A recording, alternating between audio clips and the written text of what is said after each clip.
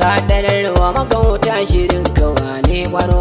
sanni babban jigo irin ka babu garin kayi min kyauta ka da ɗan na cejan gwarzo babu tamkar ka gane ni dole in yi famo sanni dai Alhaji Ibrahim babban bango ga murocin dutse hake ka wane yaro ka zamanto in kai nuwa da shegun rabu ba irin ka masoyin kwarai a yau na dusu yau sanni dai hadimin kwarai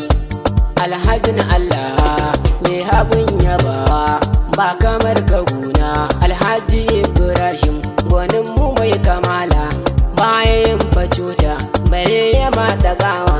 shi halin kwarai ne gare su mai gidana Alhaji Ibrahim kira ni yar Saudiya na zo gare ka nema na samu bu na zauna ka duba mai yabanka Alhaji Ibrahim na taho da baiti kankane na yoshi babatun na bar shi a gare ka gashi na iso da baiti zanawa masoyi Arti Ibrahim sanni dai masoyi mai ado na yaye ka dararwa kwari ba irin ka naje tambarin ka naye me kake nufi ne na iso da yaye in yaba wa kwanki Alhaji Ibrahim mai hali na yanzu mai abin faɗi du ba kamar sa yanzu rabbi ya daga su masu hassadar su suke akan su ba ruwan shirin su rabbu ne ya baku ba kukin hirin su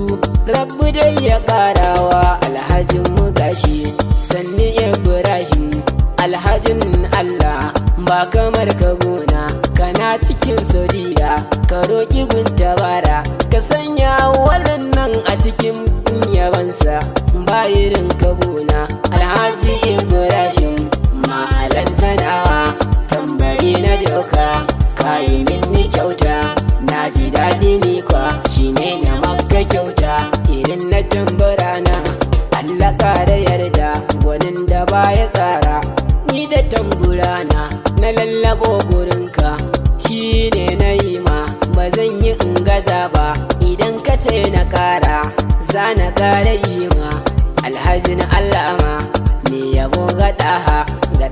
annabina me riko da sunnar rasul annabina ka rike tabara ka ba ai mahaifa ba ka yi kasa agun ba nasara ta sama haggarin ka Allah ya baka babu kyama muna gare ka muna ta godiya kwa sisiyo su barka ilahu ne ya baka